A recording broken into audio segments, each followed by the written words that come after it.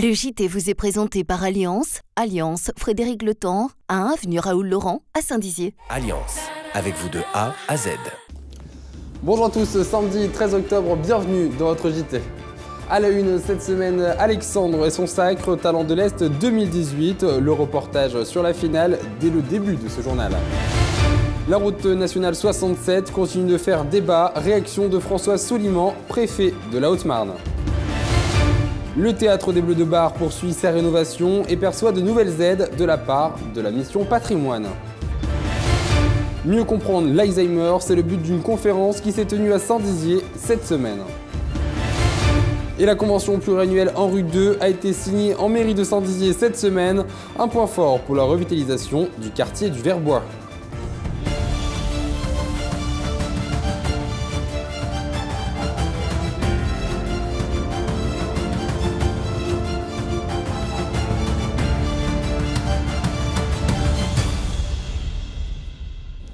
Commençons d'abord avec la finale du concours de chant Talent de l'Est. La 6e finale du concours s'est déroulée samedi dernier au Fuseau à Saint-Dizier. Un moment fort et important pour tous les candidats, mais aussi pour les bénévoles du concours. Un reportage de Nicolas Bèche sur des images d'Audrey Tézan et Manon de Fontis.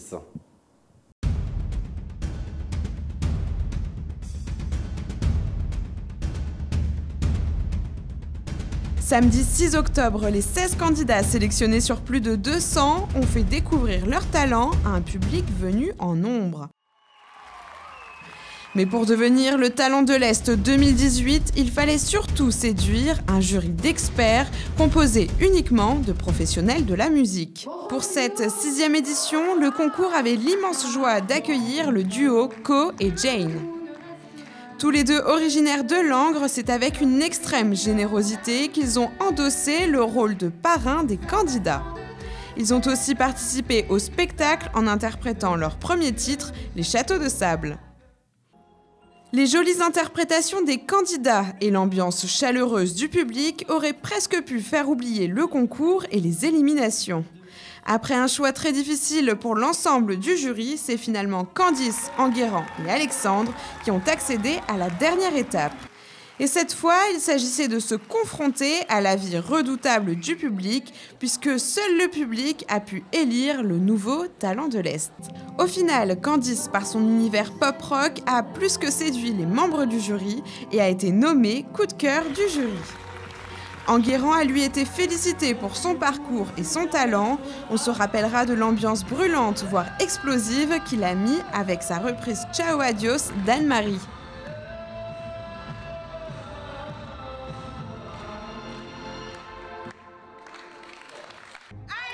Mais c'est Alexandre, originaire de Nancy, qui a été élu Talent de l'Est 2018. Son timbre de voix atypique, sa sincérité et sa persévérance ont convaincu le public. J'ai pas de mots. J'ai pas de mots en fait. Je peux même pas. C'est ému, joyeux, parce que beaucoup de travail, beaucoup de persévérance, puis ça a payé. Et du coup la suite c'est quoi? La suite, on va voir pour je fais déjà des scènes à l'extérieur avec un groupe, puis aussi en solo. Puis après voir développer, aussi tenter The Voice aussi dans pas longtemps. Voilà. Alexandre a ainsi remporté un enregistrement dans un studio professionnel, un joli coup de pouce pour vivre encore plus à fond sa passion. La 6e édition de Talent de l'Est aura été marquée par la gentillesse des candidats, tous très bienveillants, mais aussi par la qualité de la soirée, organisée par une équipe de près de 50 bénévoles qui, eux, n'ont certes pas donné de la voix, mais bien de l'énergie. Moi, je suis le bonhomme de Seven Size Waves. C'est Housewives. Desperate Housewives. Jeudi 4 octobre dernier, dans l'essentiel de l'info, Jonathan Cordaro du collectif RN67 Route de la Honte nous faisait part de son inquiétude concernant la situation du carrefour de la RN67 à la sortie de la commune de Roche-sur-Marne dans la Haute-Marne. Il constatait également la non-réponse de la préfecture concernant la demande d'un giratoire. Nous avons pu rencontrer François Souliman, la préfète, qui nous donne sa réponse à ce sujet. On a fait des études avec le CEREMA, avec les élus, on les a associés, on a mandaté le CEREMA, qui est donc le bras armé entre guillemets de la DREAL pour la sécurisation des routes et pour l'étude de danger. Et pour eux, ils ont rendu plusieurs hypothèses, notamment des ralentisseurs, notamment un peu plus de double voie, etc. Et pour eux, le rond-point n'est pas, j'ai envie de dire, la potion magique. Il y a beaucoup trop de vitesse. On a pris à 210 ou 220 km/h des voitures. Donc vous voyez que le rond-point est l'un des éléments de sécurisation, mais pas le seul. Et moi, c'est ce que j'essaie de faire entendre aux élus depuis le début, c'est que les 2 morts qu'on a eues, c'est 2 morts parce qu'ils allaient, l'un d'entre eux allait beaucoup trop vite. Donc un rond-point c'est une chose, ça peut tout à fait faire partie de ce que l'on va faire, mais ce n'est pas la seule solution et ce n'est pas la panacée. La panacée c'est une route plus sûre, une route où les gens roulent moins vite et puis une route où chacun respecte l'autre. Des propos recueillis sur des images de Nicolas Fontaine. La question de la semaine, nous vous demandons sur les réseaux sociaux si selon vous il est important de sauvegarder notre patrimoine et vos réponses sont unanimes, oui à 99%. Et justement, l'association pour la sauvegarde du théâtre des Bleus de Bar continue sa persévérance dans la rénovation de ce lieu et vient de recevoir une aide financière dans le cadre de la mission patrimoine, un sujet préparé avec Nicolas Fontaine. Depuis 2015, l'Association pour la sauvegarde du théâtre des Bleus de Bar use de méthodes et de savoir-faire pour sauver l'ancien théâtre à l'italienne de Bar-le-Duc. Ce projet ambitieux, à l'initiative de 3 jeunes barisiens, avance à grands pas, avec l'aide d'une centaine de bénévoles, de nouveaux partenaires financiers et du soutien du public venu en nombre lors des dernières journées du patrimoine, les 15 et 16 septembre. Donc les journées du patrimoine, ça a été un week-end assez exceptionnel parce que dès le samedi matin, on a pu accueillir tout d'abord la Fondation du patrimoine avec différents élus, mais surtout la Française des Jeux qui est le partenaire pour cette mission patrimoine orchestrée par Stéphane Bern qui a été missionné par l'État. Ils sont venus pour nous apporter le chèque de 358 000 €, étant donné qu'on est le lieu emblématique représentant la région Grand Est. Donc c'était un moment assez exceptionnel et émouvant pour toute l'équipe de la restauration du théâtre. Les 358 000 € perçus par l'association proviennent du loto du patrimoine et des tickets à gratter de la Française des Jeux. Pour espérer un jour voir se lever le rideau du théâtre, l'association vise un budget d'1 million d'euros et une fin des travaux en 2020. Cette partie, on va dire, cette deuxième phase au final, va intégrer la sécurité et l'accessibilité, ce qui sont en fait pour nous très très importants pour pouvoir ouvrir le bâtiment. Donc la sécurité avec les ouvertures que la maçonnerie, on va faire avec la maçonnerie pour pouvoir faire les issues de secours, et aussi tout ce qui est accessibilité, donc c'est-à-dire la fameuse cage d'ascenseur pour les personnes à mobilité réduite. Donc ça va rentrer en effet dans cette phase-là de travaux. Le théâtre a été construit en 1900 et nous on aimerait bien ouvrir en 2020, comme ça ferait 120 ans, ça serait un bel anniversaire. Alors bien entendu par phase, hein, peut-être pas tout au début, au moins la partie on va dire rez-de-chaussée. Une fois que la sécurité et l'accessibilité sont aux normes, on peut, je pense, rouvrir une partie du bâtiment. Donc voilà, c'est l'ambition qu'on se donne, c'est fêter l'anniversaire comme il se doit pour les 120 ans. Si vous aussi vous souhaitez participer à la rénovation et à la sauvegarde du théâtre des Bleus de Bar, rendez-vous sur sauvonsnotretheatre.fr.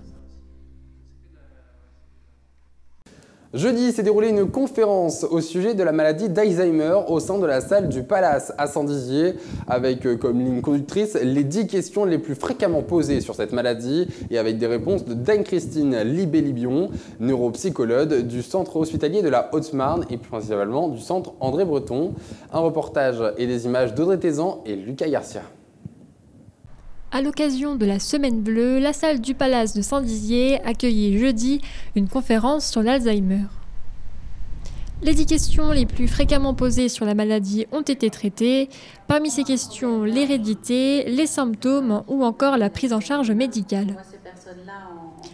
La neuropsychologue Anne-Christine Libé-Libion était présente afin d'informer et de rassurer sur cette maladie qui fait peur. L'Alzheimer, c'est une maladie dégénérative, donc ça touche essentiellement le cerveau. Et donc c'est une maladie qui va provoquer ce qu'on appelle une démence, c'est-à-dire que la personne ne va plus pouvoir être autonome dans les actes de la vie quotidienne. Donc la personne va avoir besoin d'aide pour prendre ses médicaments, pour se repérer dans le temps, dans l'espace, pour manger. Et puis au fur et à mesure, mesure que la maladie va évoluer, on va voir apparaître une perte d'autonomie de plus en plus importante. Et c'est vrai que la personne va devoir être aidée dans tous les gestes de la vie quotidienne. Donc c'est une maladie qui se manifeste en premier lieu par des troubles de la mémoire. C'est souvent le premier signe. Et ensuite, on va voir apparaître des problèmes de langage, des problèmes de compréhension, des problèmes de déglutition, des problèmes de la marche. Voilà, c'est une maladie qui évolue dans le temps et qui est souvent très lente et insidieuse. Alors les chiffres ne sont pas tout à fait exacts. On sait qu'il y a plus de 800 000 personnes qui sont diagnostiquées, mais c'est vrai que certaines personnes ne sont pas diagnostiquées et ont quand même la pathologie. Donc voilà, c'est plus de 800 000 personnes en France. Alors il existe plusieurs traitements qui permettent de stabiliser les troubles à un stade débutant, c'est-à-dire qu'on a plusieurs molécules qui existent. Malheureusement, les traitements ne sont plus remboursés depuis le mois d'août 2018, c'est-à-dire que c'est à la charge du patient et de sa famille. Alors c'est des médicaments qui fonctionnaient assez bien, du moins à un stade débutant de la maladie. Ils permettaient en fait de retarder l'institutionnalisation, c'est-à-dire que ça permettait à la personne de rester le plus longtemps possible à la maison et d'éviter certains troubles du comportement. La Semaine bleue n'est pas encore terminée avec 3 événements à venir. Une exposition vente des créations du club Jean Rostand à la résidence Lanoux et un concert à 16h à la médiathèque Romain Rolland ce samedi. Enfin, la semaine se conclura avec un thé dansant à la maison de retraite Le Chêne demain à 15h. Vendredi dernier, Madame le maire de Saint-Dizier a reçu en mairie de nombreux partenaires pour la signature de la convention pluriannuelle ANRU 2, permettant de continuer les projets de revitalisation du quartier du Verbois. Un sujet de Lisa Lamorlette et Nicolas Bêche. Vendredi 5 octobre, Elisabeth Robert-Dehaut, maire de Saint-Dizier, et Alain Simon, vice-président de la communauté d'agglomération Saint-Dizier, d'Aire et Blaise, ont signé la convention pluriannuelle de projets de renouvellement urbain, cofinancée par l'agence de renouvellement urbain l'ANRU, dans le cadre du nouveau projet national de renouvellement urbain. Cette signature s'est déroulée à l'Hôtel de Ville en présence des partenaires du projet. La ville et la communauté vont bénéficier de 8,6 millions d'euros pour poursuivre l'amélioration du cadre de vie dans le quartier du Verbois à Saint-Dizier. Ainsi, plusieurs opérations et projets vont être entrepris de janvier 2019 et cela jusqu'à 2024. Depuis la moitié des années 90, le quartier du Verbois s'est en effet profondément modifié, offrant aujourd'hui à ses habitants un environnement plutôt agréable.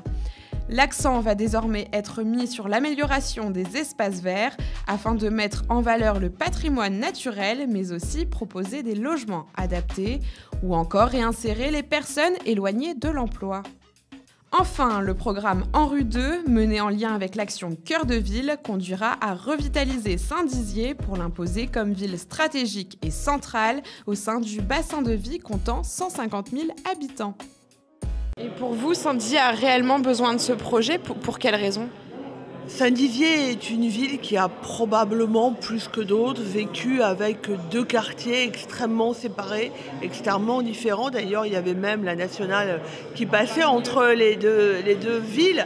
Donc il y avait besoin d'unité. Et depuis 10 ans, et la politique de l'ANRU, si l'on voit qu'il y a vraiment une ville où il y a une réussite parfaite, parce que, encore une fois, il y a une volonté politique, parce qu'il y a un accompagnement de l'État, parce qu'il y a une symbiose de tous les acteurs, bailleurs, villes, communautés d'agglo, eh bien on voit que là où il y a une volonté, il y a un chemin, il y a surtout une réussite. Et là, on poursuit, on amplifie cette réussite. Et concrètement, comment ça va apparaître dans les projets, ces 8 millions d'euros? Comment la population va ressentir ce changement? Elle va le voir notamment dans son aménagement du centre commercial. Elle va le voir dans toujours, j'ai envie de dire, cette ouverture vers la nature, puisqu'il y a quand même au sein du Verbois de beaux paysages et de beaux éléments végétaux. Donc ça va permettre aussi d'être reconstruit et donc de rendre ce quartier plus tourné vers l'écologie, j'ai envie de dire. Et puis, il va y avoir aussi cette possibilité pour les gens qui y vivent d'avoir tous les services qui sont nécessaires à une vie quotidienne. Et puis aussi, avec les autres bailleurs sociaux, il y aura aussi la possibilité d'achat. Donc, c'est une nouvelle politique aussi de l'habitat et de la cohésion sociale qui est mise en œuvre dans ce quartier. C'est la fin de ce JT, merci de l'avoir suivi. Prochain rendez-vous avec l'actu, c'est lundi dans l'essentiel de l'info. Un grand merci aux équipes qui participent à l'élaboration de ce JT. Quant à vous, très bon week-end à tous.